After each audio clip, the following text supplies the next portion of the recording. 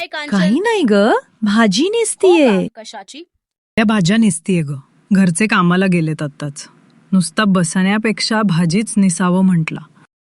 बर का, कांचन हे घरचे कामच संपत नाही, नुसते काम काम. कांचन, काय ग, एवढं काय बघतेस तू मला? मी तुला 2 ते 3 दिवसांपासून बघतीये. तुझा चेहरा, तुझी त्वचा खूपच सुंदर आणि कोमल दिसतीये. कस काय? काही नाही ग, असंच आपलं. ए कांचन, तू काय घरगुती काही उपचार करतीयेस का? कारण तुझ्या चेहऱ्यावरच्या सुरकुत्या पण कमी दिसतायेत.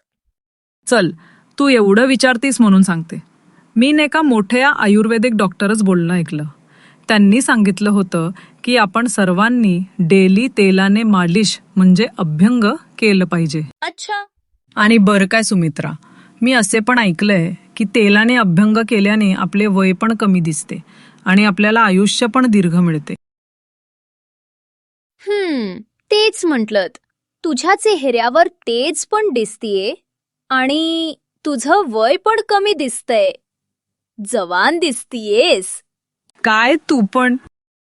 पर हे तेलाने मालिश कधी करावी आणि कुठे करावी? डेली रात्री झोपायच्या आधी तेलाने मालिश करावी.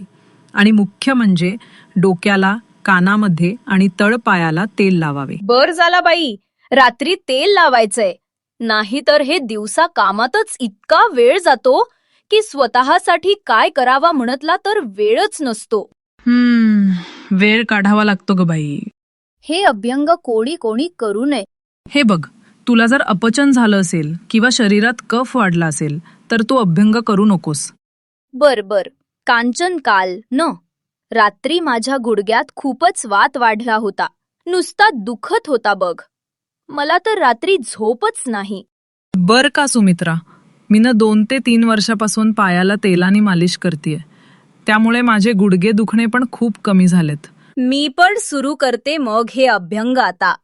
बरं, पण कांचन, तुला अभ्यंगाबद्दल माहिती खूप आहे. हां, ते आयुर्वेदिक डॉक्टरनी 2 आयुर्वेदिक ग्रंथ सांगितली होती, तर ते मी आणली आणि तेच अच्छा, वाचते. कोणते ग्रंथ ग? सुमित्रा, तुला खरंच अभ्यंगाबद्दल माहिती हवी असेल तर ती तू अष्टांग हृदय आणि चरक संहिता यासारखे मोठ्या ग्रंथामधून घेऊ शकतेस. बर, मी नक्कीच ये ग्रंथ नेल आणि वाचेल सुद्धा.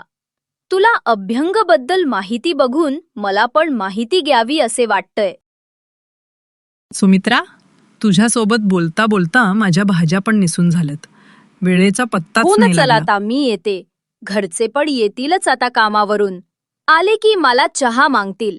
येते मी. हो, ये माझे पण घरचे येतीलच आता. चल, मग भेटू आता नंतर.